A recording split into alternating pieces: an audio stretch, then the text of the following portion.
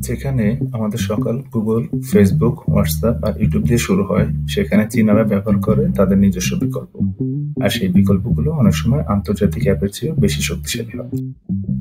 চলুন একটু দেখে নিই আমাদের অ্যাপগুলোর পরিবর্তে চীনারা কি ব্যবহার করে।